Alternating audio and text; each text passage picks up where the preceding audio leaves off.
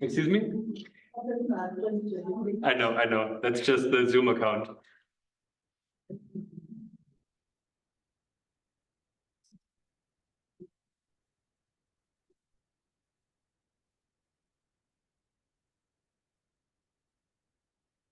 Johanna, can you hear me? Yeah. Can you hear me? Yes, I can. So, already from my side, I have the poster presentations, some of them as video. Would you like to do it? Would you like to show the poster and have the person present it live, or just play the recorded video? Okay.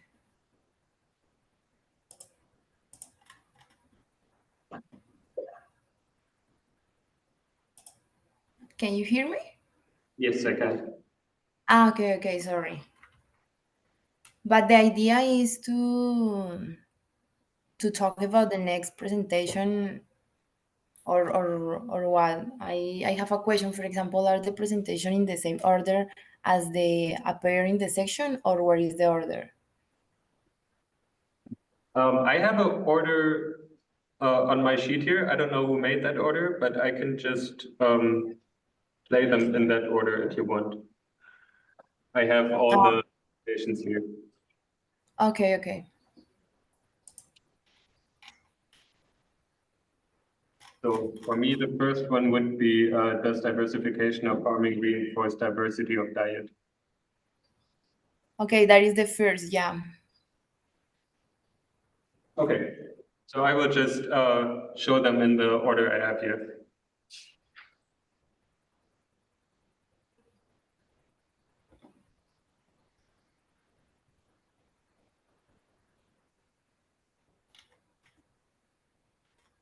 I think we have 1 more minute until the session starts, and then you can go ahead and give an introduction.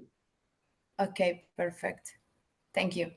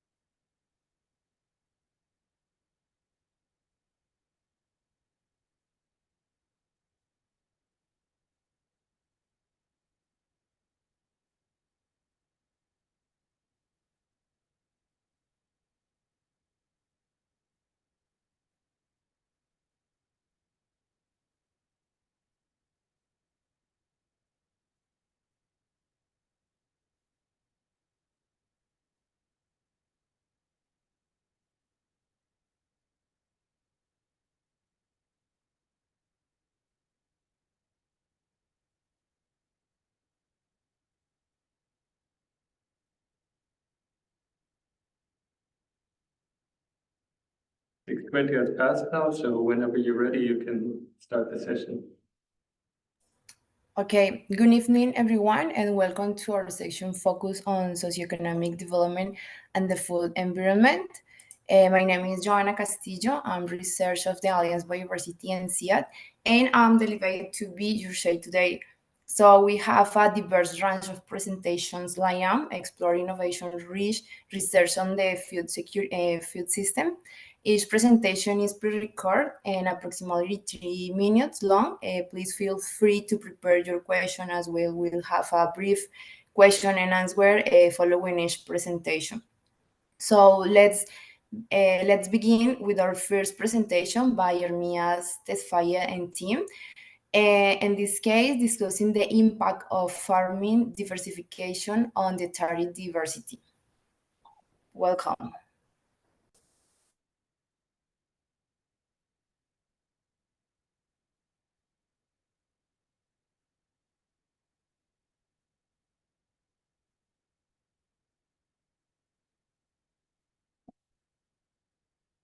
Actually, I'm sorry, that person has not submitted a video to us. So if they are online, maybe they would like to present it right now.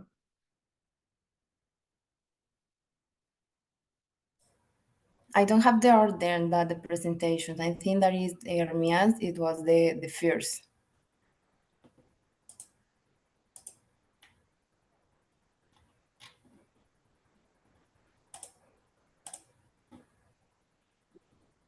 We don't have the poster on hand here, so would you be able to share your screen and present it to us, or is that not possible? Okay, what is the next? It's possible to present as figure effect of packaging materials storage methods.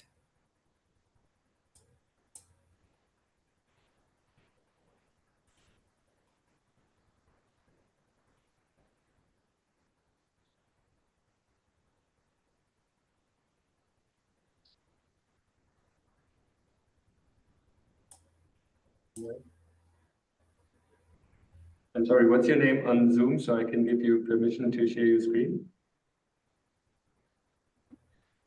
The name is obscure effect of packaging materials, storage methods, and duration of functional qualities of ready hot prepared power.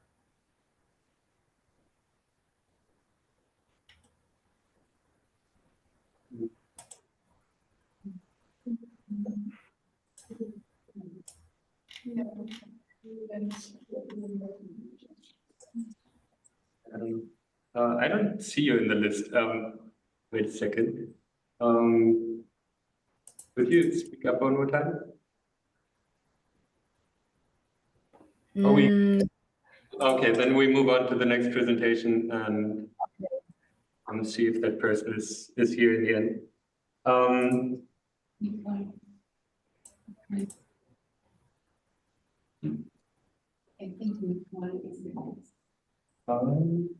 No. So the next one would be Mr. or Mrs. Pikiru. I hope I'm not butchering the pronunciation, and we have that video here, so I'm gonna start that.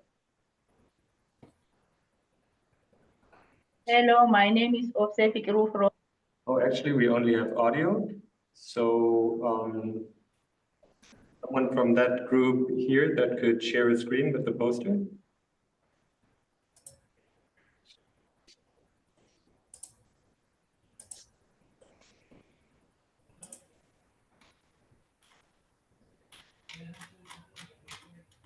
The poster effect of packaging materials, storage methods, and duration on functional qualities of red hot pepper powder. Is someone here from that group?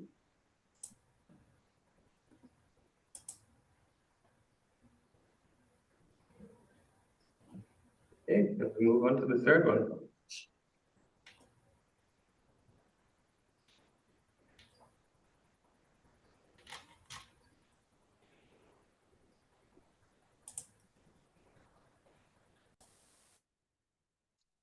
Hello.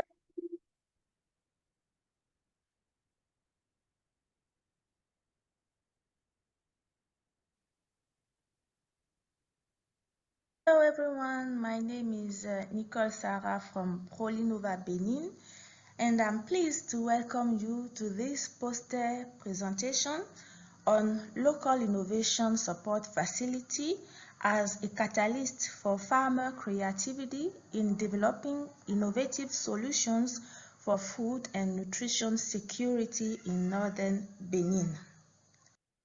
First of all, what is Local Innovation Support Facility? In ProLinova, Local Innovation Support Facility is an alternative assistance mechanism based on small funds providing access to finance for low resources innovative farmers to promote and improve their local innovation. As part of the Elephants project, expanding the promotion of local innovation for food security and healthy nutrition to strengthen resilience with a focus on women, ProLinova Benin and its partner organizations set up LISF at 2 action learning sites affected by food insecurity and child malnutrition in northern Benin. Those learning sites are Bembereke District and Chawuru District. The project is funded by Miserio and it is implemented in 5 countries in Africa. The LISF setup aims to build the capacity of smallholder farmers to innovate within the framework of multi-stakeholder partnerships, promoting joint experimentation or participatory innovation development (PID). And this paper analyzes the extent to which the LISF were taken up by grassroots actors and its impact on food and nutrition security. The approach used is a qualitative approach for mapping out LISF implementation process from launching the call for proposals to setting up the support funds. 17 applications were received and reviewed by local multi-stakeholders committees based on criteria locally set by grassroots actors. Also, open-ended interviews conducted as part of follow-up and backstopping visits with 7 innovators list recipients, including 5 women. The content analysis were also carried out. So, as a preliminary results, first of all, we see that multi-stakeholders partnership around LIFs contributed to targeting local food and nutrition innovation priorities. For example, soya yogurt, flavored shea butter, improved cashew apple juice, bone-based pesticides, spicy groundnut fritters, and basil leaf-based chick adoptions. Another result is that fair assessment of list requests and the transparent communication on fund allocation boosted farmers' innovators' self-confidence and creativity. LIFs also boosted farmers' innovators' investment capacity with positive effects on productivity and incomes.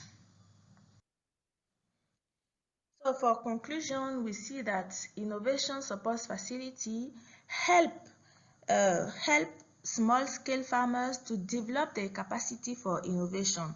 We also see that enhancing the value of endogenous knowledge and farmer creativity through improved agricultural investment, capacity support, food innovation, and entrepreneurship.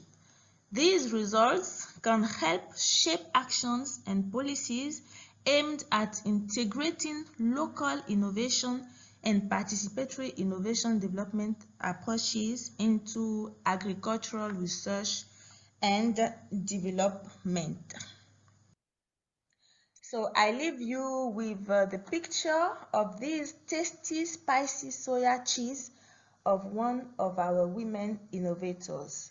Looking forward to your questions. Thanks for your kind attention.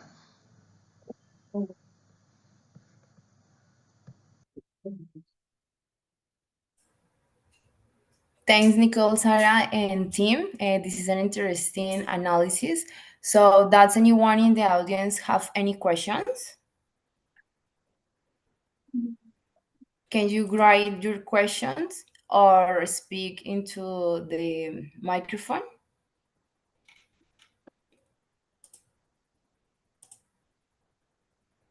Okay, Nicole, Sarah, and team, I have a question. How do you envision the local innovation support facility helping other regions to foster food and nutrition security? Hello, excuse me. Can you take Yeah. it again? Didn't hear very well. Okay, don't worry. How do you, Epson, the local innovation support, facilitate helping other regions to foster food and nutrition security?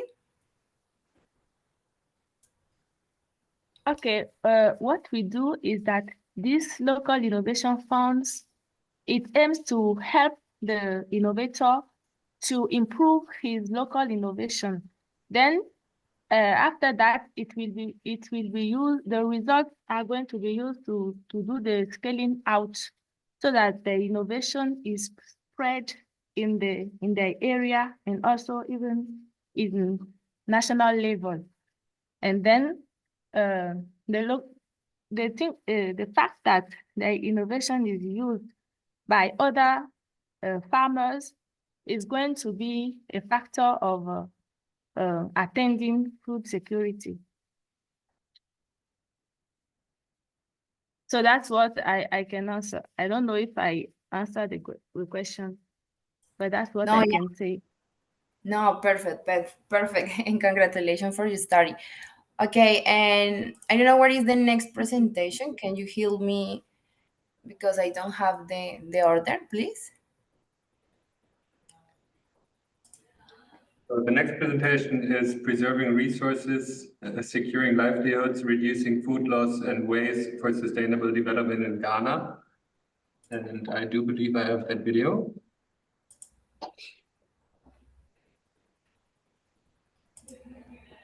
Hello, my name is Dr. Chumwajan.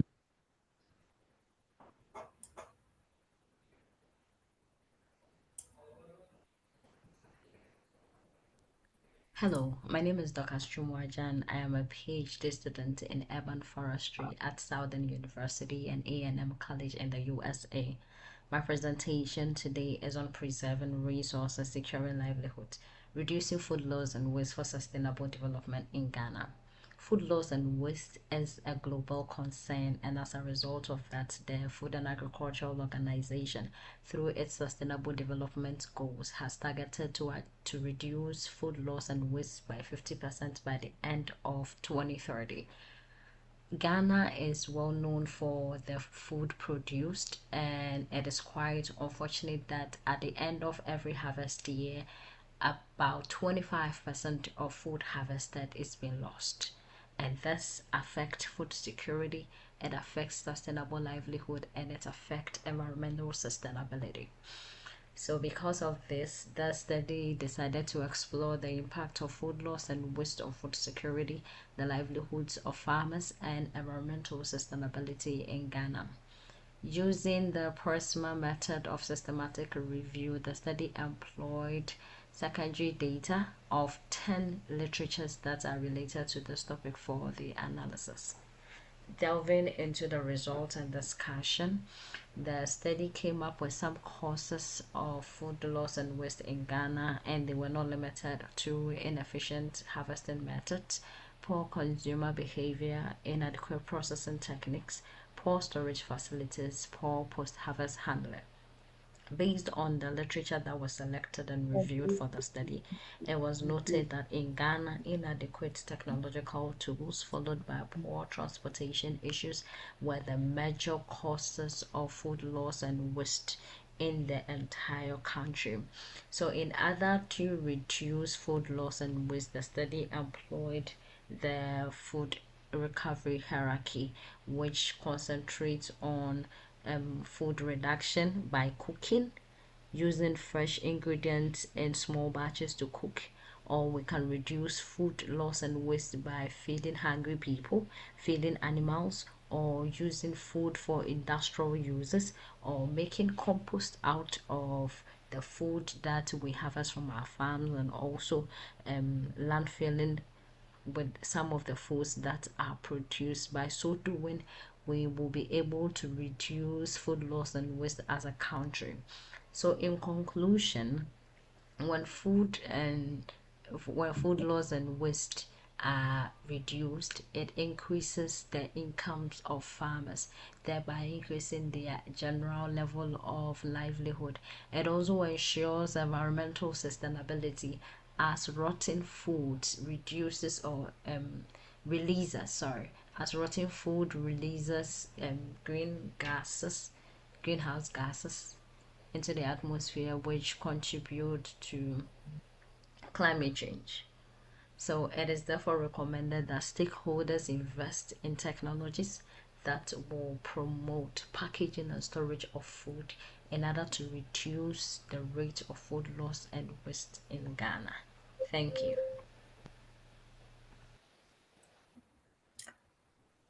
Okay, thank you, Dorcas and team. Does anyone in the audience have any question? We have a question here in the room at Toku. Two questions actually. Okay. What do you mean by poor consumer behavior? How does it influence food loss or waste? Okay, thank you for the question. And when we say poor consumer behavior, we have consumers who buy food more than necessary. So a family or a group of people may need a particular quantity of food, but they may end up buying a lot more. And as a result of that, if they're able to use the little that they wanted or they need, it ends up wasting the rest of the food that are not of use to them. So that is what was termed as poor consumer behavior. Thank you for the answer. I wanted to know how you estimate the increase in the income of the farmers, because you mentioned like with less food waste, the income increases. I don't know how, would you please explain more? Thank you. Okay, I actually didn't get your question clearly, but then this is a systematic review, so I didn't do a primary estimation of the income levels of farmers. These are related literatures that have been done by other people, and then it was reviewed for the results.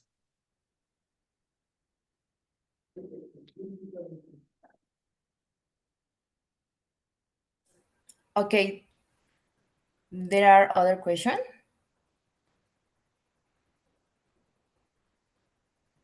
Okay, I think that the next presentation is Plaza Colombia, right or not?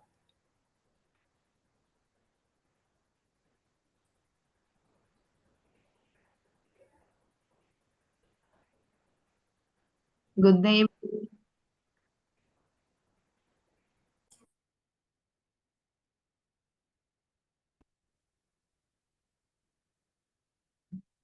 Everyone, I would like to share with you Plaza Colombia, a platform created by the Alliance of Biodiversity International in SIA to monitor and analyze the food system in Colombia. In Colombia, the food system faces many challenges such as climate change, food insecurity, food loss, and waste, among others. Despite having a large amount of data on production, supply, and nutrition, this data is scattered and not integrated, making effective decision-making difficult. Plaza Colombia was specifically designed to integrate this scattered data. A key example is how it analyzes how many kilometers food travel to supply the country's main cities, or what is the cost of sufficient diet, calories, nutrients, dietary guidelines by socioeconomic status, or how climate events affect food availability. So the platform also simplifies the interpretation of complex data, turning it into visual and easy to understand tools, Currently, Plaza has 13 boards, and the idea is to update them every year. This platform helps decision makers better anticipate and manage food crises and the impacts of climate change. The platform centralizes millions of scarce data points about food systems, making it easier to understand their complexity and enabling the integration of different data to analyze. For example, supply, its environmental impact, the costs of different diets, and who can access them. So finally, Plaza has successfully created a community of practice with 52 members from 90 organizations collaborating actively. This platform not only facilitates access to information, but also helps better coordinate actions and generate clear narratives to promote the food system sustainability. This platform transfers the food system complexity into useful decision-making tools through the integration of previously disconnected information. It provides a clearer vision of the challenges and tensions the system faces. Additionally, the platform creates narratives that help interpret the data, making tracking progress easier and improving response capacity to potential crises within the food system. So thank you very much for your attention, and I'm happy to answer any questions you may have.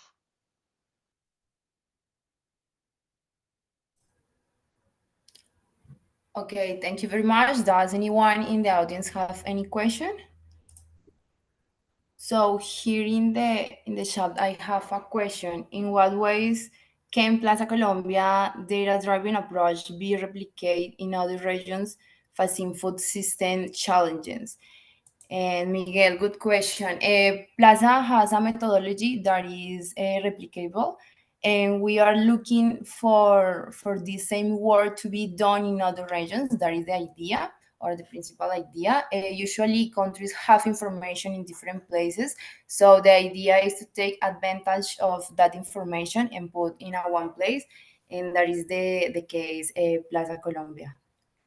It's clear for you?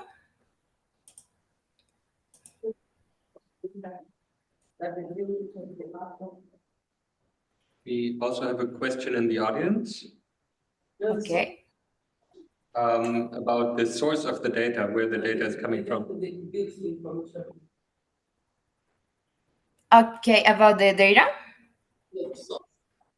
Yes. Okay, thank you. That is a good question because, for example, in Colombia, we have different public institutions and they have a lot of information in its platforms. But the problem is that that information is part of the different in different places. And the idea with this platform is integrate those information and put in a one place. And I know that in other countries in South America, there are different information. For example, in here we use different information from ministries, statistical department. There are a lot of institutions that generate different information. So the idea is try to look this information because there are, but the problem is what happened or what do you do with this information?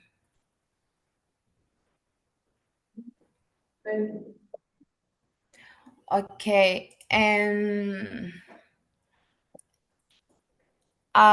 okay, and let's continue by listening to Donald Weirman team presentation on consumer preference and willingness to pay for certified high iron beans among urban households in West Pokot country in Kenya. My name is Kirwan.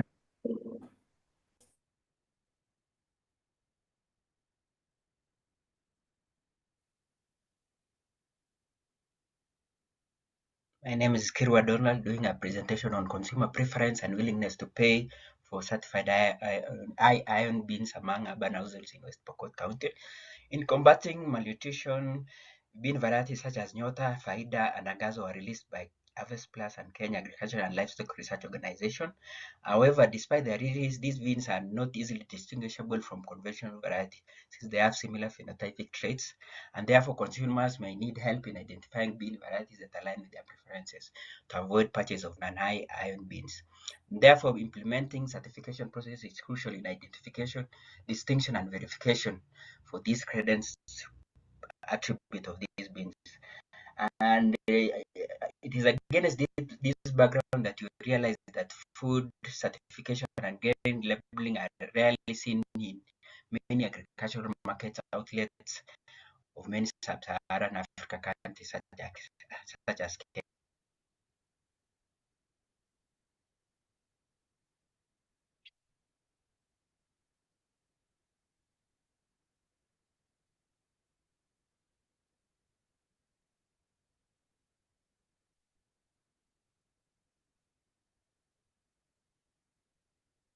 And also the beans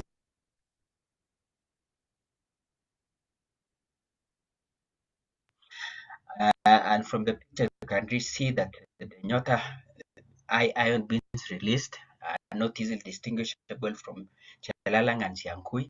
And in these markets, you find also the beans are rarely labeled, and a mixture of several varieties are sold as one variety.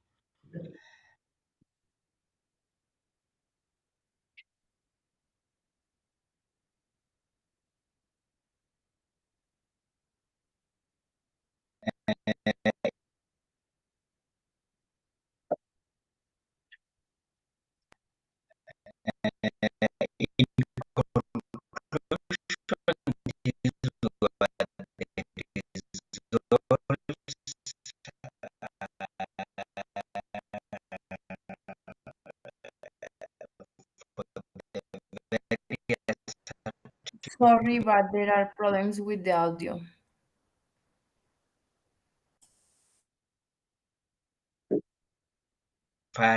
Low prices, and in conclusion, food decision makers preferred low prices, the certification of high iron beans by public bodies, and mandatory labeling of these beans.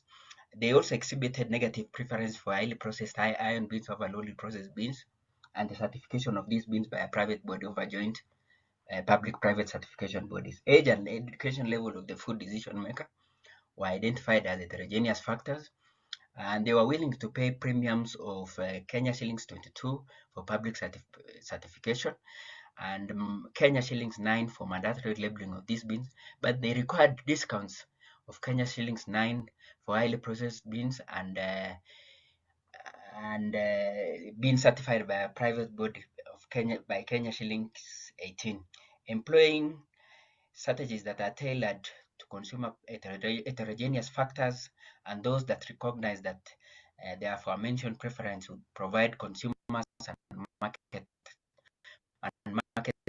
with essential information to facilitate informed nutritional choices. Thank you so much.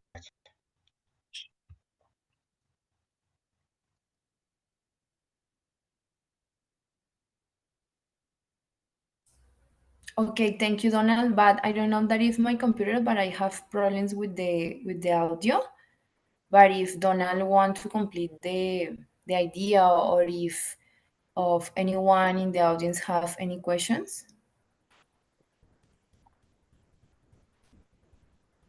About the audio issue, unfortunately, that was in the video and not your connection, or fortunately, it wasn't your connection.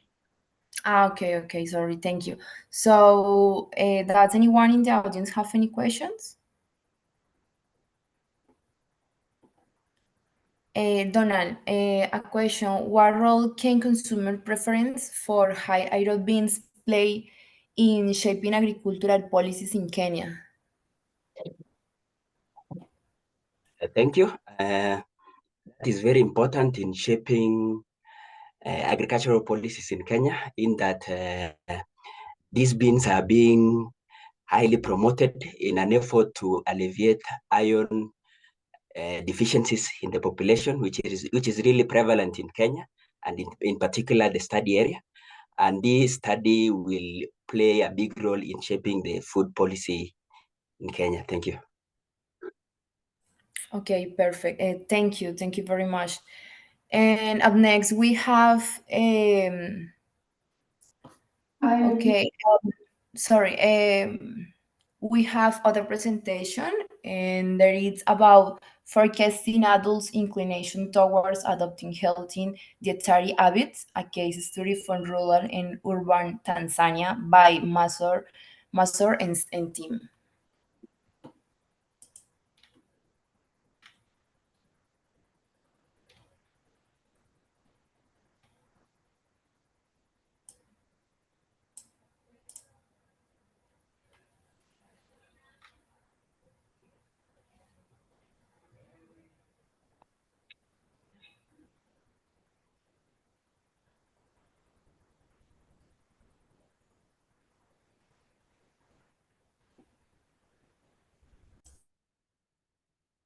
Unfortunately, we don't have that presentation in a format I can open.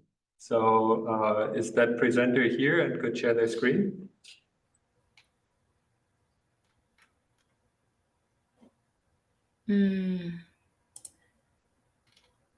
Masud, do you have the Hello, presentation in screen? Okay, thank you. hello. Unfortunately, the presentation is in my laptop in the Georgia. I am currently in the Florida. Uh, how I can bring that in the past? It doesn't work over there. Excuse me? Honestly, I work in the Georgia University and I uploaded the video in the over there and in my computer in the Georgia. Currently, I am in the Florida and I have not access to that. I'm sorry to hear that. I think then we need to move on to the next presentation. Okay. Let's maybe I find that when the other present the presentation, I'm looking, maybe I'll find that.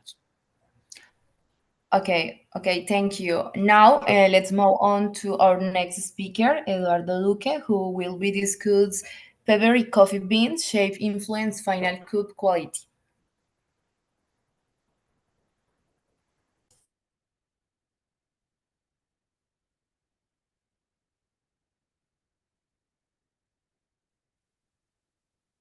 Hello everyone, my name is Eduardo Duque Dusan, and today I will be sharing with you the results of our research related to the pea berry coffee beans shape influence in final cup. In the name of my team, we welcome you to today's session. We belong to the National Coffee Research Center of Colombia and to the EAFIT University in Medellin, Colombia as well. So the pea berries are coffee beans, however, they are a little bit different than the standard ones we all know. They're small, ellipsoidal, and they come from single embryo fertilization. So as you can see in figure 1, A represents a pea berry. You can see it has the ellipsoidal shape where R1 and R3 they're actually the same, and B represents the lengths of the standard coffee bean. You can see also the difference in the shape because it's like a flat convex shape. And well, for pea berries to happen, environment and pollination issues are actually involved in their formation. They can cause this formation. They also make up 5 to 7% of coffee crops. So when the final harvest is processed, 5 to 7% of this mass represents actually the pea berries. However, some Ethiopian varieties have reached 16% of the coffee crop. In some countries, for example in Colombia, the pea berries are usually seen as defects. However, they have good quality or even better quality. For instance, in Hawaii, they have really good quality pea berries because of their uniform drying and roasting. So this study wanted to compare the pea berries versus standard beans in terms of drying, roasting, and mechanical properties. So we can actually say why pea berries are better or worse than normal standard beans. And we wanted, like afterwards, we wanted to test the evaluated pea berries and how their shape actually impact the coffee quality. Here in figure 2, you can see pea berry which is dry already. It has the parchment still, or the endocarp of the bean, and we can see the shape that is circular shape. So in this study, we used Coffea arabica variety Senicafe 1 from our own experimental station here in Chinchina in the National Coffee Research Center. The beans were processed through the wet method in order to obtain 8 kilograms of dry parchment coffee. Then we roasted the coffee beans at 200 degrees for 8 to 12 minutes to the 55 Actron profile, which is medium-high roast, and we evaluated the following characteristics. Orthogonal dimensions, you can see them here, length, width, and thickness. We dried the pea berries versus the standard berries to compare the drying time. We saw the roast profiles through image analysis. We performed compressive and shear tests in order to obtain the mechanical properties of the beans. We performed also a colorimetry, and we finally performed a coffee cupping process with the Q grader panel following the Specialty Coffee Association protocols. So we got to know that the pea berries, they have reduced orthogonal dimensions. Well, that's obvious because they are smaller in size. We also got to know that the pea berries dry faster. In these experiments, we got to see that they dry 3 hours faster than the standard beans. We also saw more uniform compressive and shear forces, which is very good because it actually derives in a more homogeneous ground coffee. So when we grind the coffee, they will fail at the same forces, meaning that the homogeneity or the uniformity of the ground coffee in the pea berries is going to be higher than the one in the standard beans. We also saw uniform roasting profiles inside the beans. So you can see that the pea berries, they have this very nice brown color all around their inner structure, and they have small air gaps which are created normally during the roasting process. And the standard beans, they have bigger air gaps, and because the air has a low thermal conductivity, the heat actually accumulates in these edges, burning the edges and maybe affecting the quality in the end or the taste. However, both of these coffee beans obtain a very good specialty coffee grade according to the cupping experiments. Well, this very good specialty coffee label is given by the 81.77 and 81.97 points that they got according to the Specialty Coffee Association scoring. And we can also see that the pea berries, both in transversal and longitudinal cuts, they obtain this very nice intensity histograms. You can see them here, but the standard beans, they have two peaks. The normal peaks in the middle of the histogram with intensity, and two peaks here. You can see them right here, close to 50 in terms of intensity, meaning that it's close to the black color, and this is because of the burn spots. And this is given because the pea berry rolls in the roasting drum. It rolls, so the heat is distributed equally. But the standard bean can be even like this, like B, and the heat is let's say concentrated in this one spot because it's in some sort of unstable equilibrium, or the heat can be actually concentrated in this face once it's facing down. So it's not even. So in conclusion, we can say that the pea berries, they have advantageous traits because of their shape. They dry faster, they have homogeneous roasting, they have less color variation, they have even compressive and shear forces, and they have a specialty coffee cupping grade. So nowadays, we actually should do some research in terms to improve the methods to recover these pea berries from the uh, mass of dry coffee beans and try to make a better commercialization of pea berries, just to try to boost market trends and let's say that improve the growers' income. Thank you very much for your attention, and I'll be happy to answer any questions.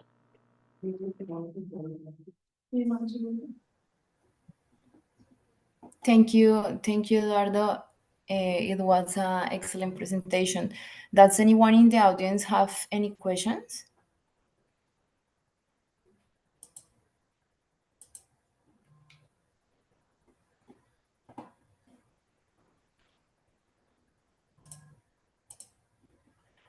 Okay, Eduardo, could you, sorry, I have a question. Could the influence of Pivery's coffee beans on cup quality impact coffee marketing strategies internationally? Well, thank you for your question, Joanna. I think, well, one of the most important things is to be able to collect the pea berries, because right now there is lack of machinery to do so. We are actually in the National Coffee Research Center developing some machines to do that. But I believe that given the amount of pea berries that are produced worldwide, it could actually change a little bit the trends in the market. And just to give you an example, here in Colombia, the pea berries are considered low quality because they're small. So they go to the pasilla, which is like the low quality coffee. But for example, in Hawaii, there is the Kona pea berry coffee, and just 1 pound can cost up to $100. So you see the difference, right? So I believe that if there somehow some specific trend in the market changes towards like let's say specific production of pea berries and so on, it can have a good impact in the coffee trends and marketing in the world. Okay, okay, thank you very much. And finally, up next, we have Sainabola Omitonin, who will share insights on consumers' willingness to pay for certified and genetically handled smoked catfish in Ibadan North local government area, Oyo State, Nigeria.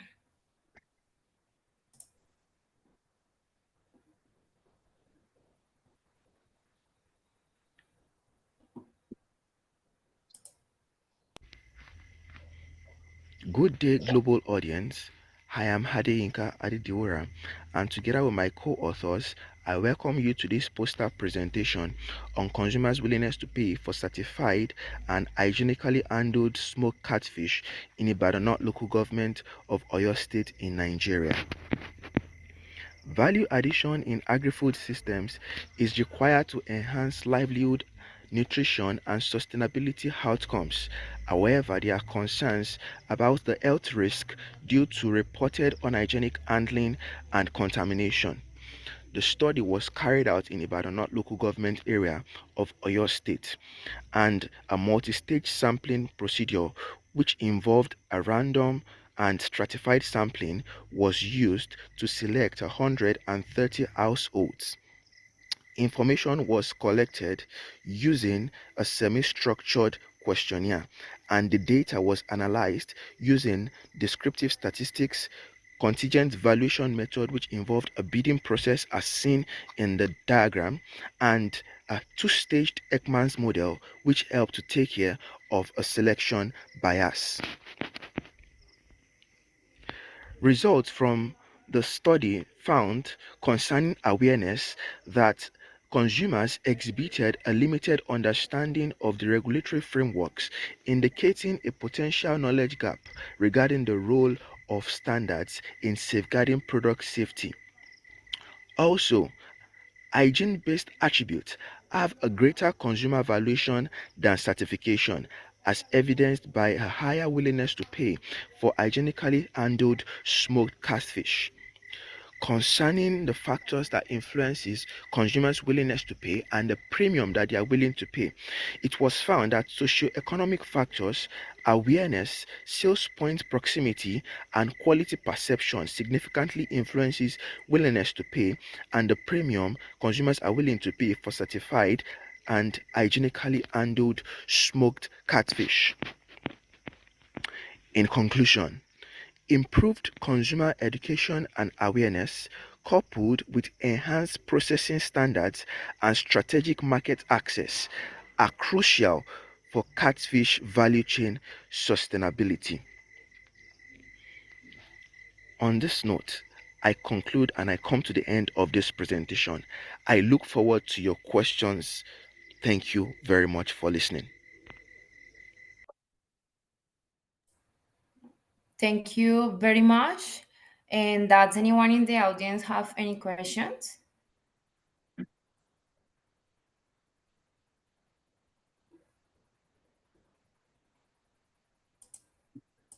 Okay, I have a question. What are the most significant barriers to increasing the willingness to pay for certified smooth cat fit, and how can they be addressed?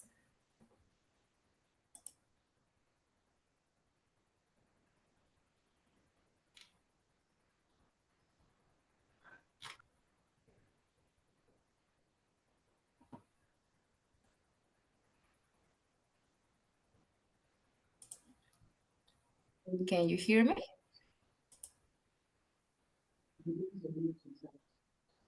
You're still muted.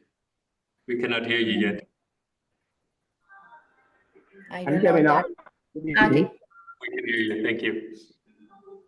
Yes, please, could you come again with the question? Okay, what is the most significant barriers to increasing the willingness to pay for certified smoke cat feed, and how can they be addressed? Okay. First factors. Can you hear me now? Hello? Yeah, I can help you. I can hear you.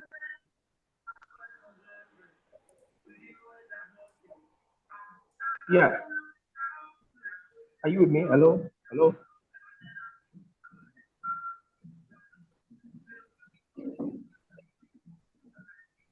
I can Hello? hear you.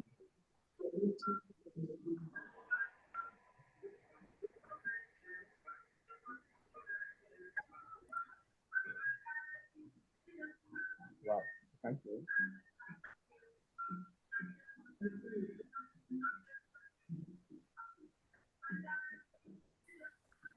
Okay, if I think that there is the presentation, no? There are other presentation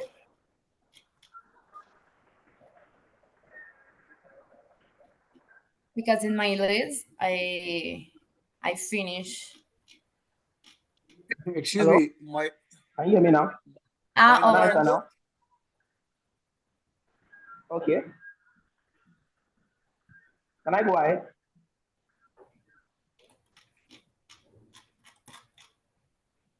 excuse me, my presentation doesn't work. If you have your presentation, I don't know that it's possible that you present, but if you have right now your presentation, it's possible. I don't know. IT I have a problem. have it in my Skype app, but I don't know how I can send it to you or present it here. I don't know why it doesn't work in my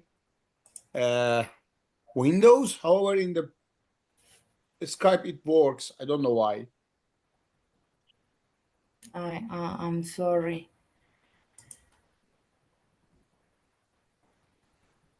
Okay, I think that we finished this session, and thank you to all our presenters for sharing such insight research. We covered a wide range of topics today, all contribute valuable perspective to socioeconomic development and the food environment. I hope this find an inspire for discussion and action, and thank you very much for participating in this occasion. Thank you very much.